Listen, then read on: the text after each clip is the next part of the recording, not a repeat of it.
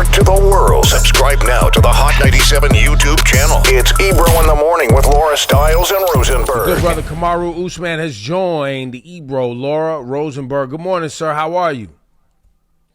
I am wonderful. How are you guys? Yo, what Letterman is that you got on there, kid? Oh, this right here, this little thing. Oh, this me. This is my new line we just came out with. We just actually dropped this last week, so it's selling big right now. It's doing real well.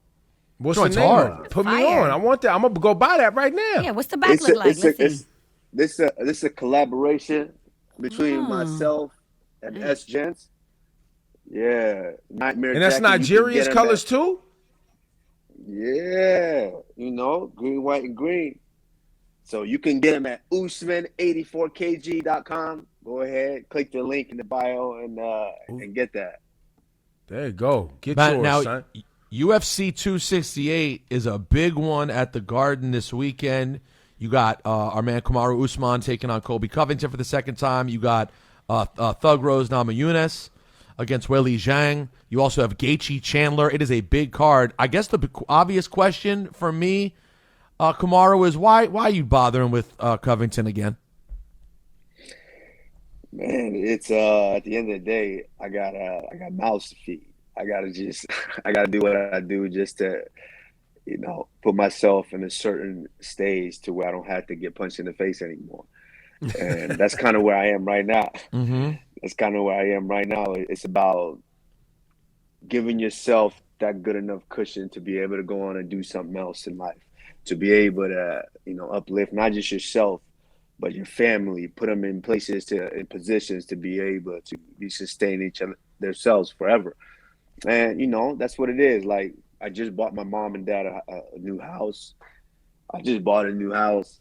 I've got businesses. I've got things going on. So, obviously this is my job. Fighting puts me in a place to be able to provide myself and my family a particular lifestyle.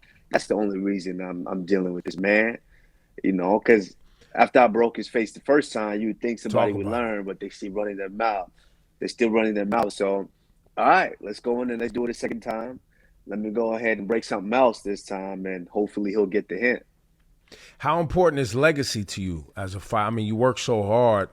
I know a lot of people hearing you talk about, I got mouths to feed, I'm buying a house, I'm buying this. But when you step in that ring, it's also about your brand, your legacy, and where your name sits in history as a fighter. Talk about that importance. Yeah, that's very important. But for me, I don't dwell on it. I don't dwell on it right now because you got a lot of guys that they start dwelling on, they start looking at that, and they take their eye off the ball. No disrespect to him, but I felt like that was kind of what plagued the former champion before me. He started, I'm the best ever, I'm this, I'm that, No, you taking your eye off the ball. You want to be this, you want to be that, you want to be a rapper, you want to be all this, but you're forgetting what's really paying the bills right now. And that's not what I do. Legacy for me is something that when I'm done, people can look back on my body of work and be like, oh, wow, he was the truth. He did it all. And the only way for that to happen is me to continue to do what I do, rack them up step by step at a time. And that's what I'm doing right now. As long as I go on and I take care of the next one in front of me, and the next one in front of me, and the next one in front of me, then we're in this position right now where people are sitting back and asking you, how important is your legacy? That's because you're starting to leave that along the way. When you look at the amount of people who get fights and attention just for being controversial on social media or just for being divisive, how hard has it been for you? I mean, you're just a quality, nice human being. I've had the pleasure of meeting you several times. But is that frustrating that, in this game, it's not just about sometimes just the quality of fighting and how great you are as a fighter, but it's about these kind of things that happen outside the octagon? Yeah, I wouldn't say it frustrates me. I know my position, and I'm gonna play that. But we're living in a time to where being the loudest is important, is the most important. right now. People don't care if it's true. It's just being the loudest. That's what's important. I don't know how society eventually shifted to this.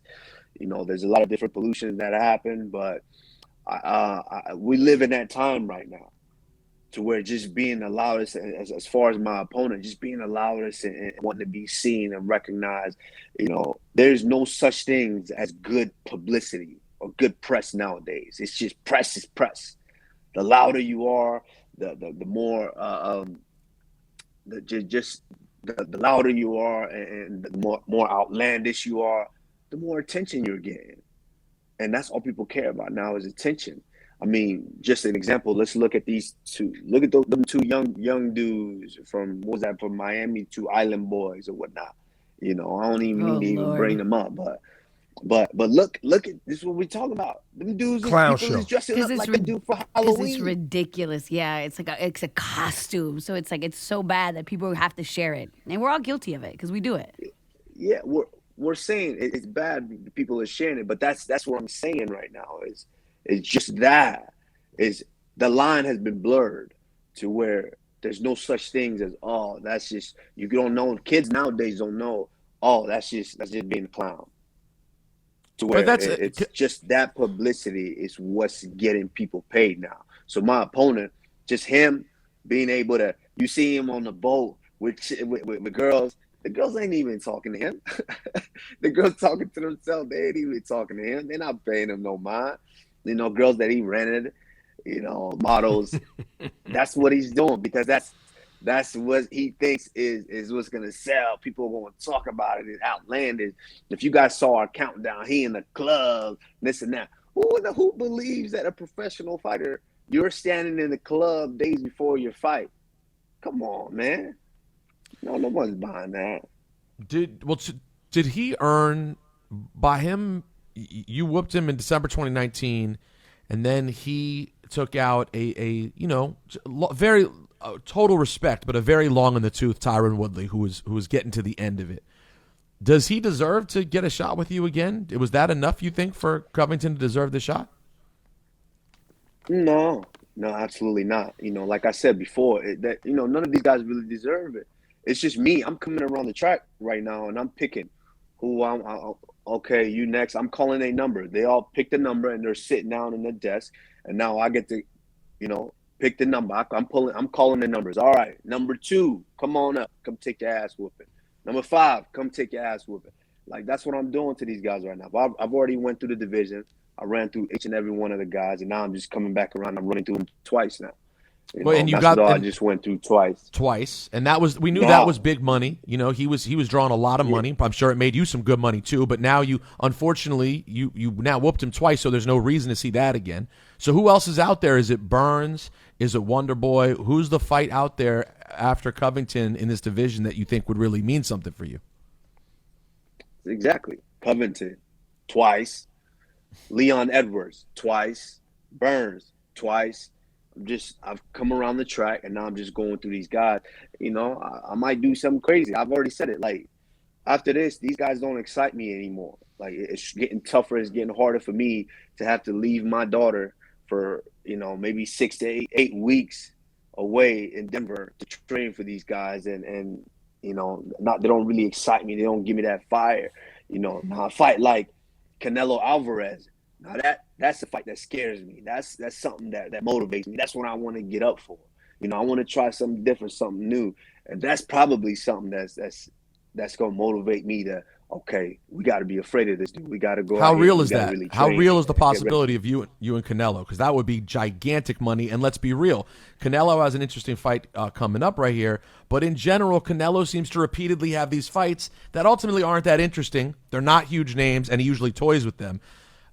First of all, is that realistic at all? And do you, no disrespect with how good he is, could you hang with him in a boxing match? It's of course it's something that scares me, because Canelo is he's the pound for pound right now in boxing. And when have you ever seen the 2 pound for pound in combat sports in their prime go at it? It's never been done. It's usually they wait, or one waits till, okay, they're out of their prime, or they're old and they can't do anything anymore. Before that, they try to potentially get something like that together. It's very possible. After this, just like you said, he's picking guys that it's, no one really necessarily knows. Kind of like all these little guys are doing in boxing right now. There's no reason you have 4 of these champions, undefeated champions, around the same weight class, but they can't get in there and fight each other. They just handpicking guys just to make money. But to risk it all, to step in there and go with the pound for pound, the scariest guy, and risk it all. And I'm willing to do that. And yes, let's be honest, Canelo is very, very dangerous. But that's what I like. That's something that motivates me. That's something that scares me. And when you have a tiger backed in the corner that's scared, crazy shit happens. So, I would love to test myself in that way. Canelo Alvarez is 31 years old. He's got 1 loss and 2 draws. How old are you right now, Kamaru? I am 34. 34. 34 years old, yes. And you're a wrestler first and then a striker, correct? Yes. So making that transition to just boxing is even a stretch farther than being a striker. So you're ready for that challenge. It's a dangerous challenge. I'm glad you admitted it.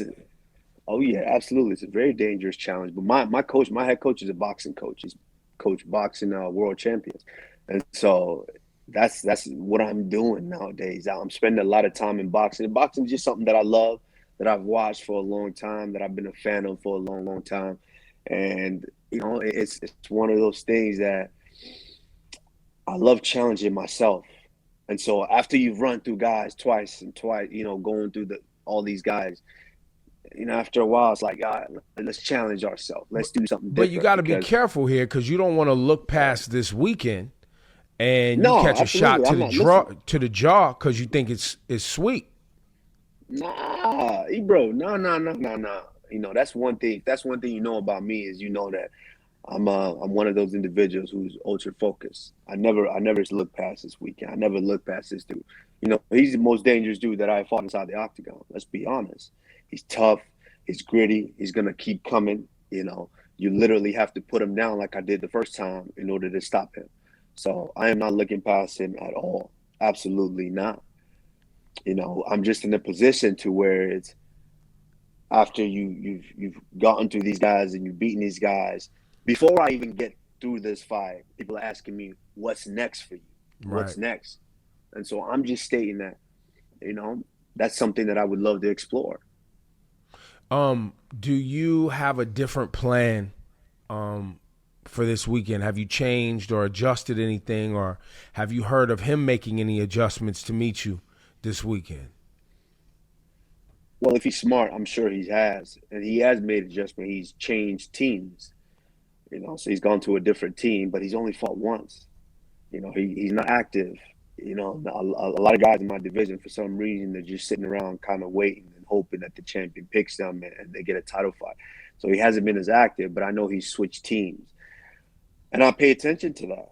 But so have I. In the time since our first fight, I've continuously defended my belt. And you can see the improvements. But for him, I haven't necessarily seen those improvements. But we will Saturday night. I want him to bring his best game because I always plan for the worst scenario. I plan for the best opponent that I could potentially get. So I'm not really focused on that. I want him to be at his best. I want him to show me some new things because it's something that I do better than everybody, and that's adjusting on the fly and finding a way to get the job done. Is Colby still hardcore into his Trump, Kamaru, fake newsman, et cetera, et cetera? Yeah, he's hardcore into that, but even Trump himself don't really get down with him like that. Because he's a loser. Trump doesn't like loser. Loser. What did you think of Tyron, Woodley, and Jake Paul? Was that a bummer for you to watch? You beat Woodley and kind of sent him on the path. He ended up losing his last 4 fights, and then he lost to Jake Paul. See. This is what I'm saying right now. This is what everybody's hitting me with. everyone's hit me with they pointing fingers at me and saying, "This is your It's fault. your fault. You did this. This is your fault." Why you do this, Kamaru? Why'd you do that? Man, it's just a place in life. It's a place in your career to where you get to, and I think guys they just realize getting up and really putting yourself in a certain spot, in a certain place, to be able to be that dangerous individual. Some guys just can't do it after a while anymore, And I have friends that have retired from the sport, and they let me know what it is. At some point, you just get tired of wanting that motivation to get up at 6 a.m. to really go hard, to really bring in that killer instinct. And for some reason, I just feel like Tyron is just having a little issue finding it, because we know early on in his career we had that reckless Tyron Woodley that's willing to put you out or get put out. And now we just kind of have someone who is cautious of his safety and really trying to protect himself in there. So the fights look a certain way. It's not that killer that we're accustomed to, that we're used to. So, and he's 39. I get it. He's 39 years old too. Yeah. Yeah, absolutely. So, I understand that fighters do get to that point where they kind of lose that, but I don't think he's recognized it yet. It's either you recognize that you've lost that step and you take yourself out of the game, or recognize that you've lost that step and not try to put yourself in blockbuster fights like you're going to deliver. Now he's just going. These are snatch and grabs, though. These are snatch and grabs, fam. These are everybody that fights these Paul brothers, they're going in to try to do correct me if I'm wrong, but it seems like everyone has like a mediocre fight with them, so that they can have a rematch, so they can get paid twice. Yeah, but that's not really how I get down. Like he was talking mad reckless a while ago. Oh yeah, I want to fight you. That's not really how I get down. If we get in there, chances are I'm going to change your life in a different way. And that was the thing with that. Like he did at one point, he was chirping back at me and chirping, and I just kind of saw it and I just kind of shrugged it off. Like, man, come on, man. Let's be honest. If we were locked in there, I'm not going to be soft with you. I'm not going to go in and play with you and let you hang around for 8 rounds and we just watching each other. No, I will definitely put him down. I will put him out. What would you do if you were Dana White and running UFC? What would you do with Jon Jones at this point? Finds himself in trouble again. Of course, many people think he's the greatest to ever step in the octagon, but the trouble now seems to be sort of outweighing the performances in the octagon. What would you do? And I try not to really speak on certain situations because I'm not there with him. I'm not there each and every day. I don't know his life. I don't know what's going on in their relationship. But I do understand that when you are as famous and then you are that individual as Jon Jones, anything that you do, there's a spotlight on. So if you go outside, you scream loud, guess what? They call the police. Hey, the champ is outside screaming loud. Now it's news everywhere. So I try not to speak on the man's situation. That's his personal business. That's his life. I don't know what's going on there, but if he's troubled in a certain way, I think, he needs to look within himself and try to get that help, because he's one of the greatest that we've ever seen in the sport. He's a great talent. And this is a man that I knew before mixed martial arts. I knew him before he came in. I met him in high school while he was just wrestling. And so, yeah, I pray for him, and I hope that he gets the help if he really needs that help. But like I said, I don't want to speak on the man's relationship. I don't want to speak on his life. I just know that it's not necessarily the best look for the legacy that he has created for himself. Back on legacy, is there a world where, and maybe this is already happening, is there a world where a Kamaru Usman gets to bring a fight to Nigeria or gets to start a program in Nigeria to start helping? Because there's a lot of fighters out there. There's a fight culture in Nigeria too, that obviously hasn't made it to the world stage as of yet. Is that something that interests you? Yeah, it's a good question. We actually already have that in motion. We've already done one season, teamed up with the company, the 5-4 company down there in Africa, and we've already done a season of a show which is similar to The Ultimate Fighter, which is a show that I came off of. We've already done one of those, and we're looking to. Is that out for people to watch? We're looking. Yeah. You can African Knockout is called AKO. You can search that out. I believe. I don't know if we're on Netflix. I'm looking it up right now. African Knockout. I don't know if we're. Yeah, I don't know if we're on Netflix, but you can if you Google it. I'm sure you can find the way to. There's an Instagram page, the AKO show. AKO show, yeah. I'm sure to tell you the platform to be able to go watch that. We've done a season already, and it did great, But now we're looking to take that thing all through Africa. We're looking to, kind of take it as Nigeria versus Ghana, Nigeria versus Cameroon, Nigeria versus Congo. We're trying to take that thing big, and we're trying to really show the fighting spirit of Africa, because that's one thing that we do best is fight, because we've been so oppressed for years and years and years. All we know is how to fight for our lives. Like, there's no part of the world that you will go to nowadays that you won't see. I went to Glasgow, Scotland, and there's Nigerians there. Right. So it shocked me.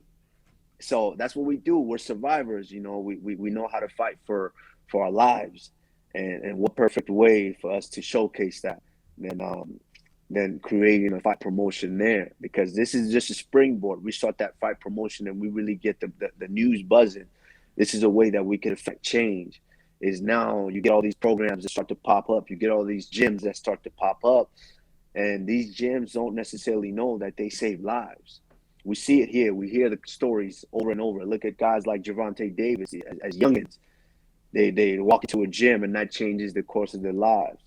And so that's what we're aiming to do. We're really wanting to affect change and go out there and just give these youth an opportunity for them to be able to change themselves, their lives, and their families' lives.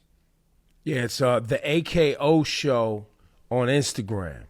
Nigeria's first MMA reality TV show. That's dope, man. Salute to you for that, man. Appreciate that. Yeah, man. Kamaru Usman.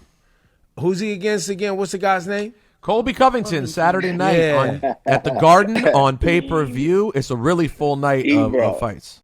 I love how you play these dudes, man. I love how you play these dudes when they come on the show. I love it.